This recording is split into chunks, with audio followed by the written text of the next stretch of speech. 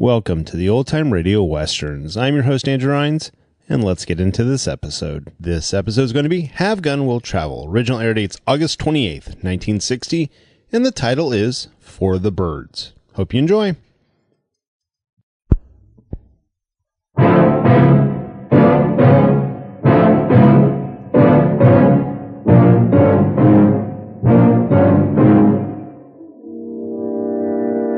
Look, I know more about this desert than you do. Does the money you might get from our client mean more to you than your life?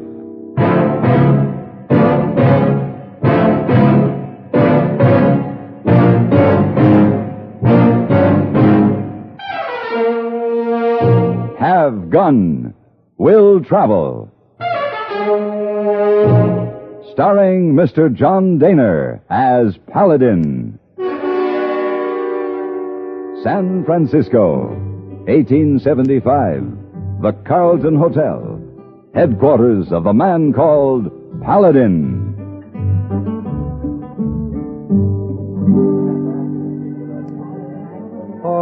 Mr. Paladin. Yes, hey, boy. You enjoy sit here, relax, smoke a cigar, read newspaper? Oh, I certainly do, hey, boy. That's why I gave you specific orders that I was not to be disturbed today. I need a little rest and relaxation. Oh, my. What's the matter with you? Oh, don't know. You seem quite troubled, hey, boy. What is it?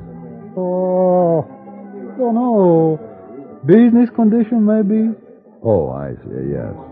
Well, it's up and down, hey, boy. Oh, yes, sir. Ye down today, all right. I take it the guests in the hotel haven't been exactly lavish with their tips, huh? Mr. Paladin, downright stingy. Oh. Well, it'll pick up. Yes, hey, boy, have good reason to feel encouraged, but, he don't know. All right, hey, boy. What is it? Mr. Paladin, see that man stand over there by desk? Uh-huh. That man, his name, Mr. Higby. He said, hey, boy, do you know where I can find Mr. Paladin? And? Hey, boy, remember Mr. Paladin said, do not wish to be disturbed. So, hey, boy, say, oh, no, sir. You were quite right, hey, boy. Yes, sir. Then a man reach in pocket, pull out big tip and say, be worth good deal to me if I could talk to Mr. Paladin. Then what did you do? Oh, I just walk away, come over here, ask you if you enjoy wasting time, smoke cigar, read a newspaper. I see. All right, hey, boy. Bring him over. Why, yes, sir. Like you say, business all up and down.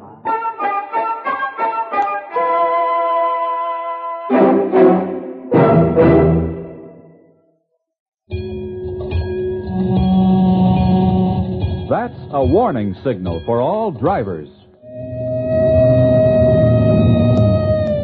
And that can be a warning signal for drowsy drivers on long, monotonous trips. You see, driving can make you drowsy no matter how much sleep you get, and driving and dozing just don't mix. Why take chances? Take No-Doze Stay Awake tablets. Millions of times a year, safe No-Doze keeps drivers awake and alert, helps you bounce back so that you feel sharp, ready for any emergency. How does No-Doze do it? Ask your doctor. He'll tell you that No-Doze contains a safe and accurate amount of caffeine, the same refreshing stimulant you get in your coffee or tea. But safe No-Doze acts faster, is handier, and more reliable. Best of all, it is not habit-forming. And No-Doze is so safe, it is legally sold on a national basis without a prescription. Get No-Doze Stay Awake tablets to help you stay awake and alert. It could save your life.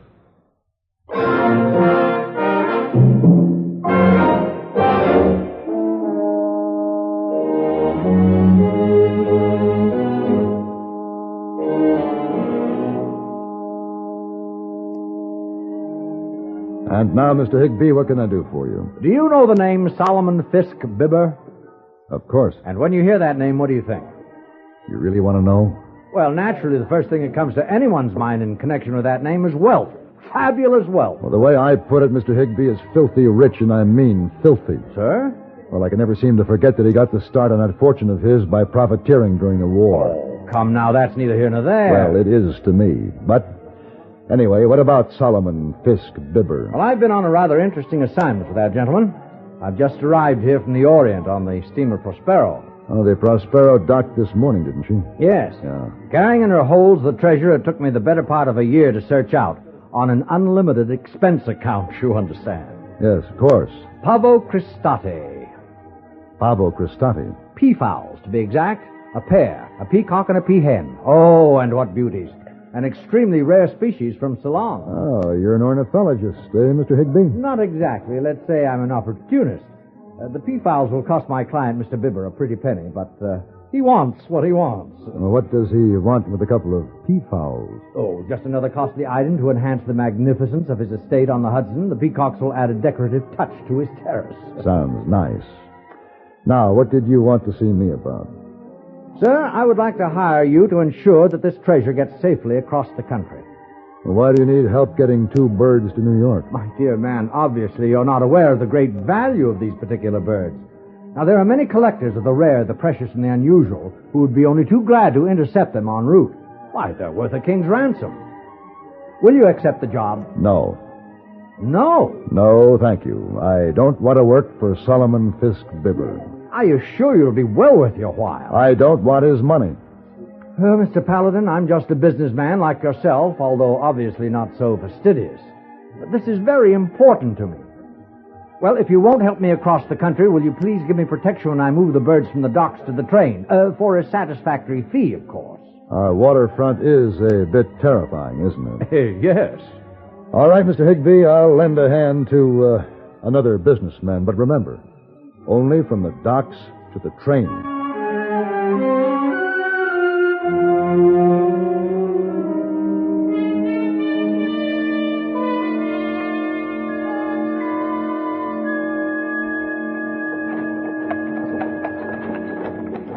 Meg's Wharf. That's what we want, isn't it? Yes. Good heavens, I've never seen such weather. Broad daylight, you can't see 3 feet ahead for the fog. I think this is far enough. Ooh.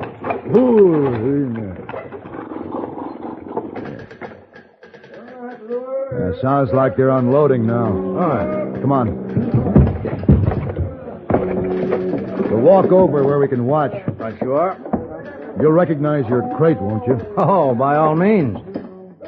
Hey, I do believe that's the cage on the hook now. Hope they handle it carefully. That big thing's a bird cage? Oh, they're very large birds, you know. I'm afraid I don't know much about them. Well, possibly one of the most interesting of the Aves carinati. The ancient Greeks, the peacock was known as Juno's bird. You see, the markings on the train were considered the 100 eyes of the giant Argus, set there by Juno. Uh-huh. Now, this particular strain is held sacred in India. It's fascinating, isn't it? Hey, what's that? That's the cry of the Pavo Cristatus. You mean tell me just 2 birds can make all that racket? Oh, yes. Paladin, look at the way that cage is swinging in the air. That's all right. The dock hand will steady it when it comes down. Bringing it down awfully fast. Yeah, they sure are. The cable must have slipped. It's going to crash. I can't look. Hey. It's all right. It's all right, Higby. The fall was just a few feet. They're not hurt. But the cage is broken open. They'll get away. Leave it to the dock hand. He'll take care of it. Hey, Higby. That bird is attacking that man. He's vicious. I'm going to have to stop. No, Paladin. No. Put that gun away. Don't you dare. Higby, let me go. Look at that thing is doing. Please let me handle him. Now, you stay here. Please, Paladin. Please,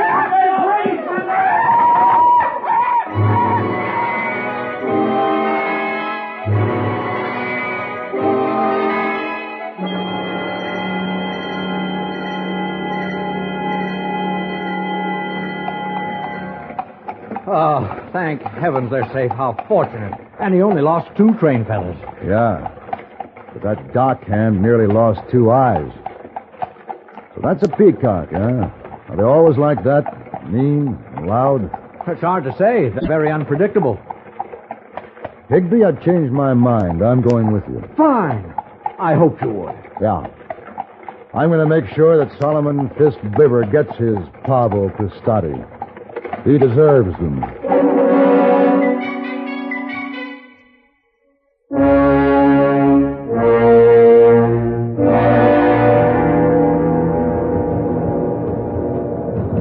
This is certainly an elegant compartment. I must say, when you work for Solomon Fisk Bibber, you go first class. Yes, nothing but the best.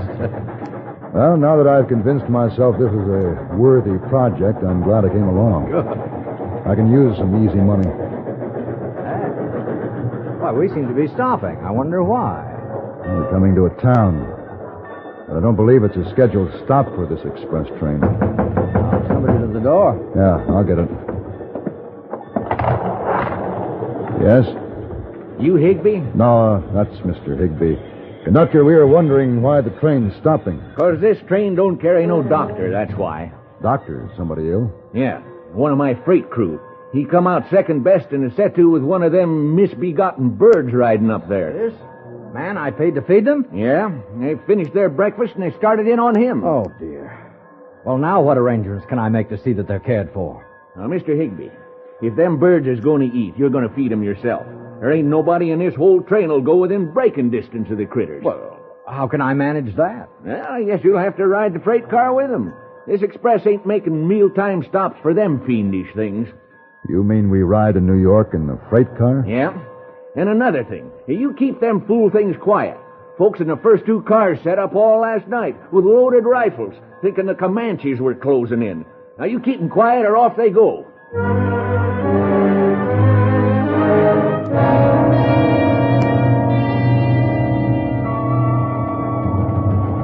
Nothing but the best. Well, these quarters are a bit cramped, aren't they? I'm not sure just how I'll manage. Manage what? The birds should be exercised. I know. I'll let them out of the cage one at a time so that they can walk around a bit. Yeah, we seem to be slowing down. Probably going to make a stop so the engine can take on water. Yeah, I think I'll climb out of this black hole and get the kinks out of my leg. All right, now, easy, one at a time. All right, Mr. Peafowl. You can be first. No, Mrs. You'll have to wait. Here's where I get some fresh air. Ooh. Ooh, my back. You want to join me? No, thank you. Now, hold on to that bird. I'm going to slide this door open. Well, don't open it too wide. Don't worry. Hey, it's stuck. I can't. Oh, Jimmy Paladin! Hey, you come back. That's too fast for me. I couldn't hold him. The noise of the door scared him. Look at him go. Well, we'll have to go after him. Go after him? You crazy? I'd say it was good riddance. We've got to get that bird. Higby, be reasonable. We're in the middle of the desert. How do you figure we could ever find him? Anyway, you've still got the hen. My agreement with Bibber was for the pair, payment on delivery, and I intend to get paid. All right, what do you suggest? Well, get some of the cord off that box in the corner. What for? We're going to make a collar and a leash for the hen and get off the train. A collar and a... Oh, no, you can't be serious. Of course I'm serious. We'll have to hurry. I won't have any part of such nonsense. You accepted the job, Paladin. All right. So I did.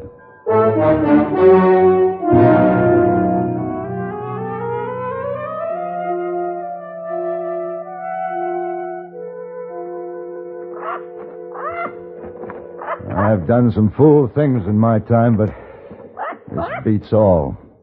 Walking through the desert with a peahen on a leash. But the idea is sound, Paladin, really. Oh, is it? Yes. See, actually, we're approaching the mating season of the Pavo cristatus. Now, at the proper time, the lady will call to the gentleman, and he will answer her call post-haste. I see.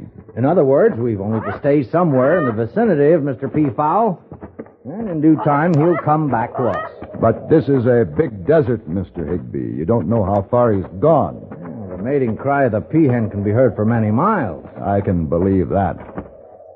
Well, as near as I can figure, we're about 10 miles south of the town of Whitewater. We better head that way and get a wagon. Did I say something about easy money? Oh, shut up.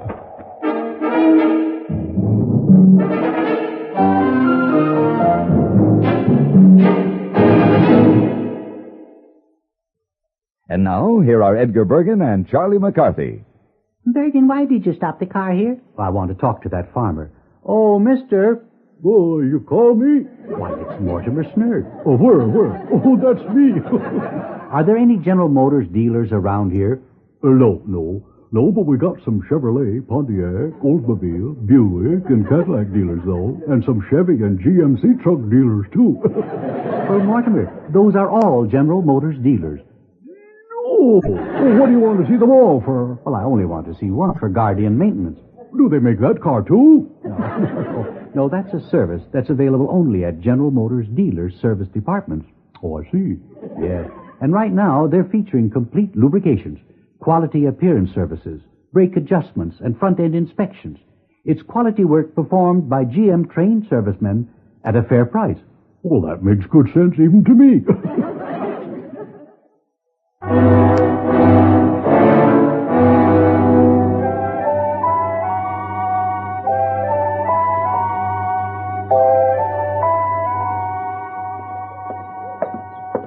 Paladin, what did you find out?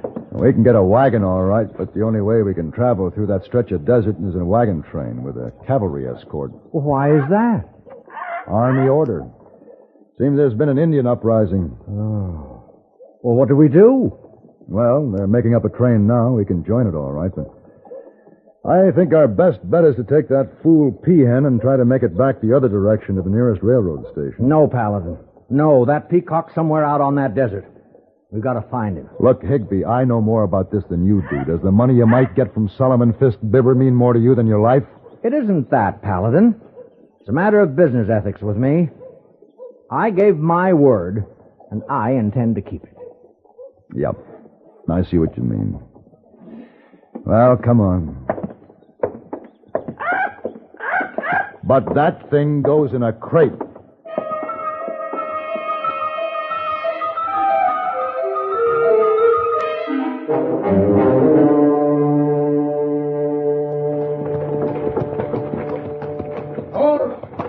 Hold it up there. The lieutenant, he wants us to stop. Who knows? Yes, Lieutenant? All wagons into a circle when we reach that grove of cottonwoods ahead. Indians just over the ridge. You expect attack? From our scouts' report, we're greatly outnumbered. But we must be prepared to defend ourselves as best we can if necessary. What's behind this uprising, Lieutenant? The chief of this particular tribe, Old Many Feathers, was friendly to the whites. He died a short time ago. Some of the young bucks who didn't agree with his policies are trying to take over, stir up a bit of trouble. I see. There's a bare possibility they haven't spotted us, so no fires. And move as silently as possible. Right. Get up. You hear that, Higby? The lieutenant wants silence. Pass the word along to the peahen. All right, Paladin. I'll keep the blanket over the crate. That'll keep her quiet.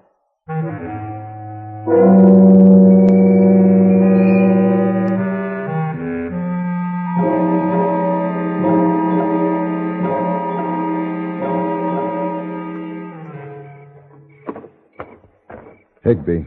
Paladin, where have you been? I had a talk with the lieutenant. Oh, Paladin. Look, Higby, it's almost dawn. If they're going to attack, it'll be any time now.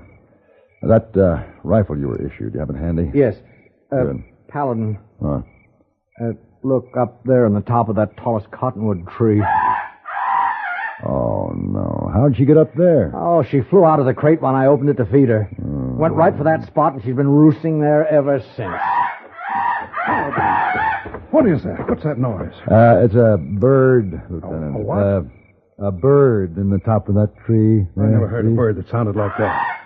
Yeah, I don't suppose the Indians have either, and they'll probably be over to investigate. I guess our party better be alerted for an attack, Lieutenant. I'm afraid so. And if they come, don't waste ammunition. Let them get in range before you fire. I'll pass the word along. Right. Paladin, listen. Yes, I hear it. That's the peacock. You mean he's come back? Yes, he's answering the mating call, just as I said he would. That's fine. That's fine. That's all we need. You hear that? Indians? Indians. Oh, no.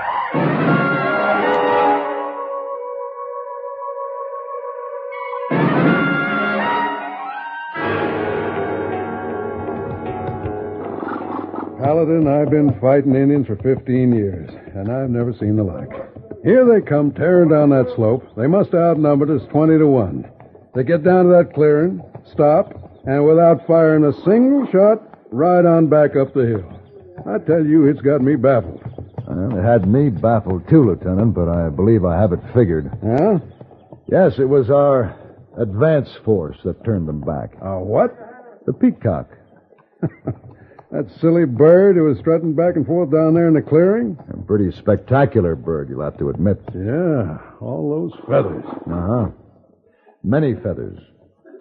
The Peacock was strutting back and forth down there with an I dare you attitude. Actually, he was following his instincts to protect his mate who was up there in the tree, but I'm convinced that those superstitious Indians who had never seen a peacock before felt it was the spirit of their old chief, Many Feathers, daring them to fire on his friends, the white men. Yeah, that guess is as good as the next. Yeah, it'll do until we can think of a better one. Well, Paladin, I have that precious pair secured at last. Then we're ready to go, huh? Well, at least we have them halfway to New York. What are you fellas doing traveling with those fool birds anyway? Oh, picking up a little easy money.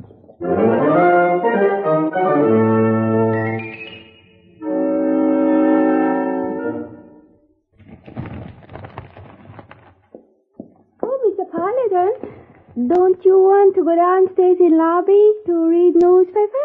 No, Miss Wong. I just want to rest and relax, and I think I stand a better chance up here in my room. Oh. When you finish cleaning and leave, I'm going to lock the door. Hey, boy, tell me you go all the way to New York. Take birds. P-birds. That's right. You know, Mr. Paladin, in China, was great honor for emperor to give peacock feather. Yes, so I understand. The peacock feather was considered some sort of an award, wasn't it? Yeah. This was a successful trip, Mr. Paladin? Oh, very. Oh. Of course, by the time we delivered the birds to Mr. Solomon Fisk Bibber, the peacock looked pretty bedraggled, but his disposition was, worse than ever.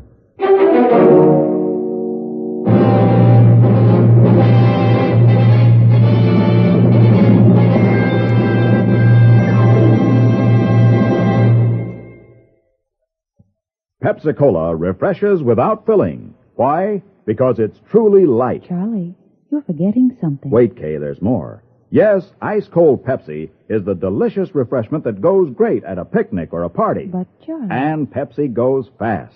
People like it, so keep plenty handy. There. Oh, you did fine, except for one thing. Well, I mentioned lightness and how Pepsi refreshes and how fast it goes. You left out Pepsi sociability. You know the Be Sociable song. But, Kay, I can't sing. I can. Listen. Be sociable, look smart, keep up to date with Pepsi. Drink light, refreshing Pepsi. Stay young and fair and debonair. Be sociable, have a Pepsi. Well, at least I can say this. Pick up an extra carton of Pepsi today. Please do.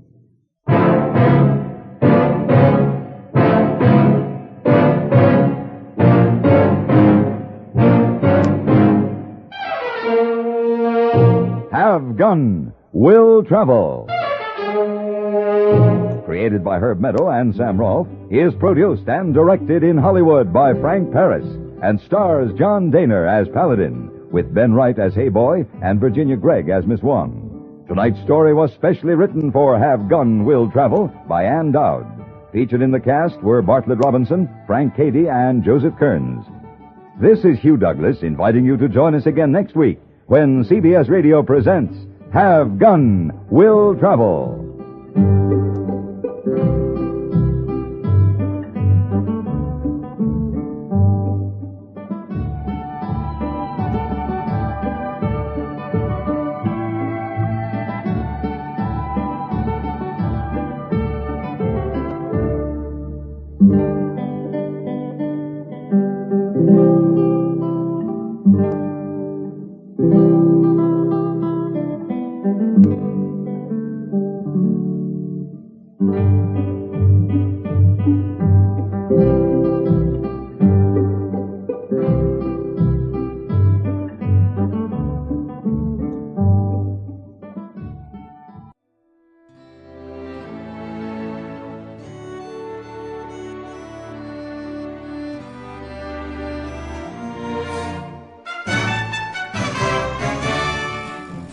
This has been a presentation of OTRWesterns.com, and we hope you enjoyed. Please take some time to like and rate our shows in your favorite podcast application. Follow us on Facebook by going to OTRWesterns.com/Facebook. Subscribe to our YouTube channel by going to OTRWesterns.com/YouTube. And send us an email, podcast@OTRWesterns.com. You can call and leave us a voicemail, 707-986-8739. This episode is copyright under the Attribution Non-Commercial Share-alike copyright. For more information, go to OTRWesterns.com/copyright. Have a great day, and thanks for listening.